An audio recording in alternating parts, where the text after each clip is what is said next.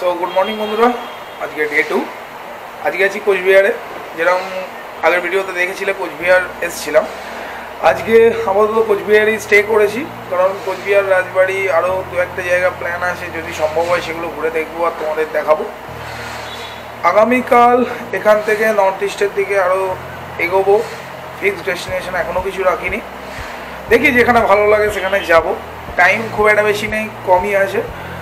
Most probably 2 থেকে 3 দিন আমার হাতে আর টাইম আছে, তো সেই হিসাবেই করে ব্যাক করতে হবে, কারণ দোলের আগেই বাড়ি ফিরবো সেরকম প্ল্যান করে রেখেছি।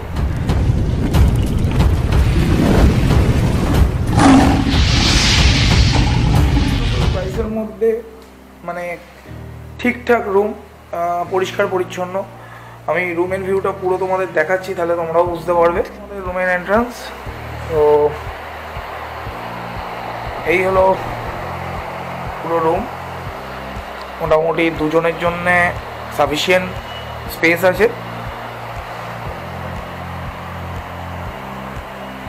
আর আমাদের রুম থেকে বাইরের ভিউটাও দেখিয়ে দেবো তোমাদের।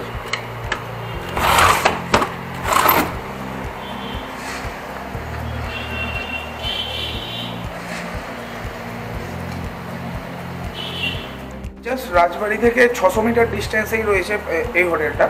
হোটেলের নাম হলো আপনজন। আমি ফুল ডিটেলস ডেসক্রিপশন বক্সে দিয়ে দেবো, নাম্বার অ্যান্ড অল অ্যাড্রেস সব দিয়ে দেবো। তোমরা চাইলে ইজিলি এখানে এসে স্টে করতে পারো। তো রুম কেমন লাগলো সেটাও তোমরা জানিও, ভালো লাগলো খারাপ লাগলো সেটাও জানিও। তো আপাতত এই অবধি, চলো রাস্তায় গিয়ে কথা হবে। আপাতত টাটা। এই হলো হোটেলের রিসেপশান। তো আমি রিসেপশনটা তোমাদের ভালো করে দেখিয়ে দেবো। মেনলি যেটা দেখানোর জন্য সেটা হচ্ছে পার্কিং। তো যারা বাইক নিয়ে আসবে মনে করবে, তারা ইজিলি মানে এখান থেকে আপ টু একদম ওই এন্ড অবধি ইন বোথ সাইড, তো মোটামুটি ইজিলি 1 2 3 4 5 6 মোটামুটি 7-8টা বাইক ইজিলি ধরবে। এই হলো কোচবিহার রাজবাড়ি। অ্যাকচুয়ালি ভিডিওগ্রাফি একটু রেস্ট্রিক্টেড ইনসাইড দ্য হেরিটেজ, মানে বিল্ডিংয়ের ভেতরে ভিডিওগ্রাফি রেস্ট্রিক্টেড, বাট ফটোগ্রাফি করা যাবে। তো ফটোগ্রাফিগুলো দেখার জন্য আমার ইনস্টা আর এফবিতে ফলো করে নিও। তো আপাতত এই অবধি, ভেতরে গিয়ে আমি কিছু ক্লিপ দিয়ে দেবো, যেটা নিয়ম সেখানকার নিয়ম মেনেই চলা উচিত। তো আপাতত মোটামুটি প্রেমিসেস।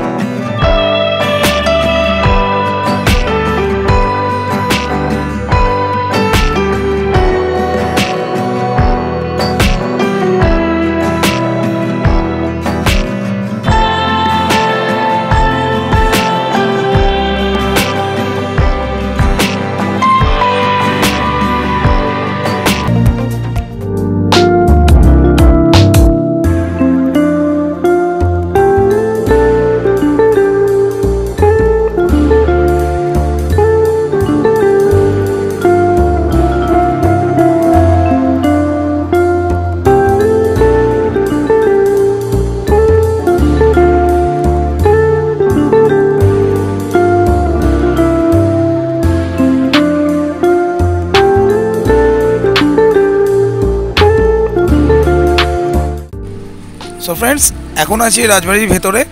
তো যতটুকু ফুটেজ দেখাতে পারছি তোমাদের সেটুকু দেখাবার চেষ্টা করছি, কারণ যেহেতু ভেতরে ভিডিওগ্রাফিতে একটু রেস্ট্রিকশান রয়েছে। আর দ্বিতীয় কথা হচ্ছে যেহেতু রবিবার, সেহেতু যত বেলা বাড়ছে প্রচণ্ড লোকাল ট্যুরিস্টের চাপও বাড়ছে, যার জন্য এখানে বেশিক্ষণ আর টাইম কাটাবো না। তো যতটুকু ফুটেজ কালেক্ট করতে পারছি বা স্টিল কালেক্ট করতে পারছি সেটুকুই তোমাদের সঙ্গে শেয়ার করব। যদি সেটা দেখে তোমাদের ভালো লাগে তাহলে প্লিজ কমেন্ট বক্সে তোমাদের ওপিনিয়নগুলো দিও। এখন যে প্রপার্টিটা দেখতে পাচ্ছ এই প্রপার্টিতে এন্ট্রান্স এখন রেস্ট্রিকশান রয়েছে, মানে এর ভেতরে ঢুকতে দেয় না, যার জন্যই তোমাদের আমি ভেতরের ফুটেজ দেখাতে পারছি না। বাট অসাধারণ লাগছে দেখতে, তো দেখে তোমরা জাজ করতেই পারবে। তো তোমরাও এলে রিগ্রেট করবে না। আর এরপরে ভবিষ্যতে অবশ্যই একবার ট্রাই করবো আরেকবার কোচবিহার আসার, এসে ভালো করে তোমাদের কাছে প্রেজেন্ট করার উইথ পারমিশন নিয়ে।